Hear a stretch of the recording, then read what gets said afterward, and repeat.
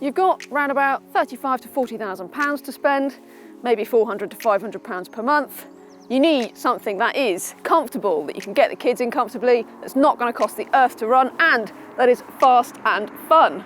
Well, that is the definition of the Volkswagen Golf GTI. Or is it the definition of the Golf R?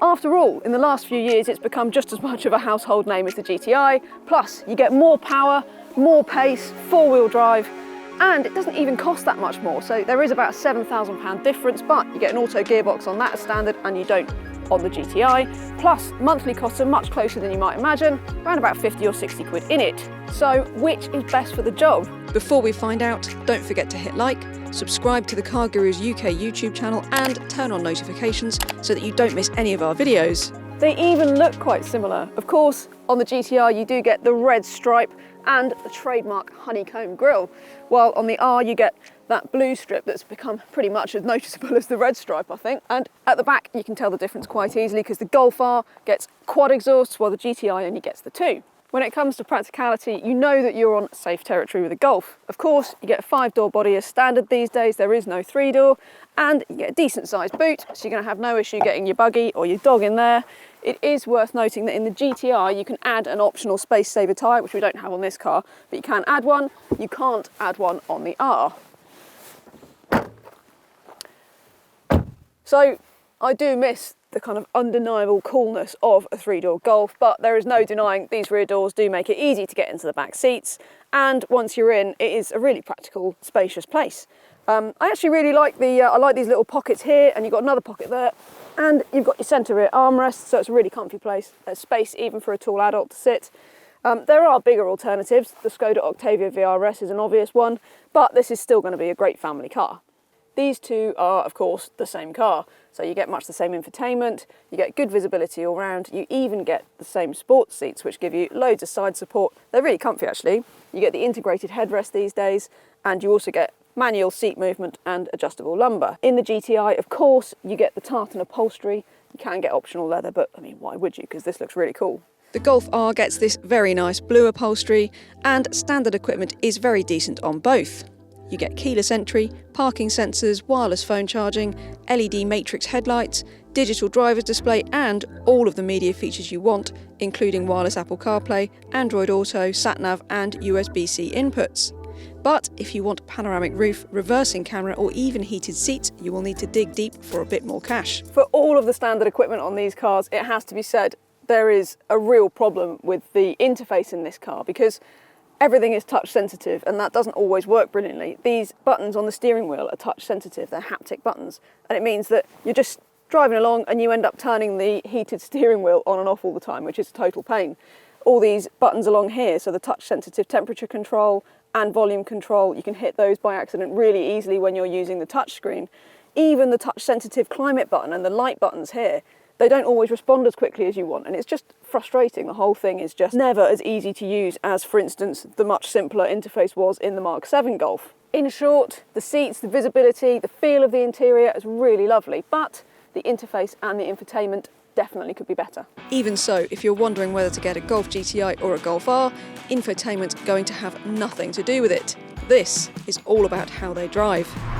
Well, I can definitely say that this is going to live up to the fun factor that you expect of a GTI. First, headline figures, 242 brake horsepower, 2-litre turbocharged engine, of course, the venerable EA888. You can have it with a 6-speed manual box or with the 7-speed dual clutch that we've got in this car, which is a very heavily updated version of the previous 7-speed DSG gearbox. This car has got the adaptive dampers on it, which are a £785 option. They work really well. You get that kind of vertical bobbing over undulations in the road. Even at higher speeds it never quite settles down, but I have to say, lower speeds, really nice and smooth in comfort mode around town. This is quite a chilled, comfortable cruiser. Quite a bit of tyre noise, but other than that, you can live with it, no hassle every day, as you would expect of any Golf, never mind a GTI or the R. I don't know that it makes the best noise ever, but I tell you what, the front end on this thing, the way it goes around a corner, it is great.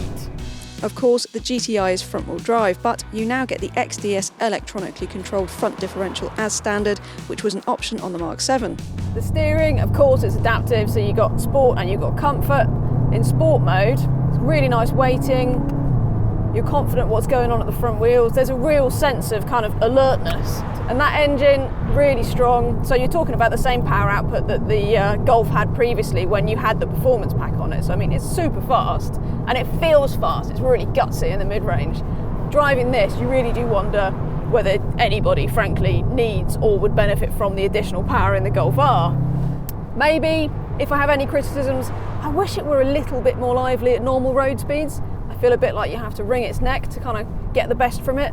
And I feel like that's a trend not only in the Golf, but also in a lot of hot hatches these days. So I think if you want something that's kind of really raw in your face, maybe the i30N and the Type R do have a bit more of that kind of touring car, really kind of scrappy feel to them at normal road speeds. This is a more polished prospect. It'll be a lot easier to live with. You do have to work it a little bit harder to find its fun side, but when you find it, it's properly good.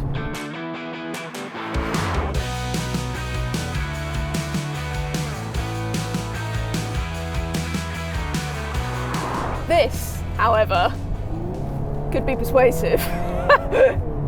Again, with the headline figures, 316 brake horsepower in the Golf R, from the same 2-litre turbocharged engine, 7-speed double clutch gearbox. There is no manual option, but four-wheel drive, active four-wheel drive as well. Of course, new torque vectoring system, so this thing can send 100% of its power to the outside rear wheel. All of that extra power and grip.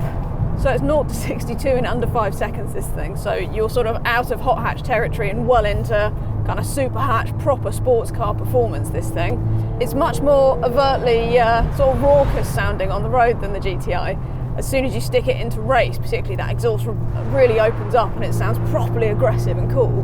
When you add the adaptives, you get a scalable system up here, so you can choose any level that you want from the dampers. What you're going to want to do is just find a mode you like and enjoy it, because I have to say this thing is awesome. It's so good. It isn't just a point and shoot weapon, which sometimes these big powerful four-wheel drive things can be. It's really fun. It's got a bit of playfulness to it. In some ways, I actually think it's more playful than the GTI at normal road speeds. I think maybe it's just the additional power, a little bit more muscle. You can really fling it into a corner and it's not just neutral, you can really play about with it on the throttle. And if you add that performance pack, which is I think going to be one of the really key options, it does de-restrict the top speed from 155 up to 168, and more than that, it actually adds a couple more drive modes, including a drift mode, so very Focus RS like. And of course, that four-wheel drive, you know, it's not just there to make it fun, is it? It's peace of mind. A lot of people like that. If you're going to have bad conditions in the winter, that kind of thing. So there is a lot going for the R. Everything from these big paddles to the noise, to the way it goes around corners, to that performance. It feels like quite a lot more car, this. It really does. And it surprises me driving them back to back, what this offers, what this brings over the GTI. This just feels like a bit more of an animal, I have to say. I think, yeah, it's that drama, that theatre that the Golf R definitely brings much more readily than the GTI. Fuel economy is good on both the R and the GTI as well. We've seen over 30 mpg from both in mixed real-world driving.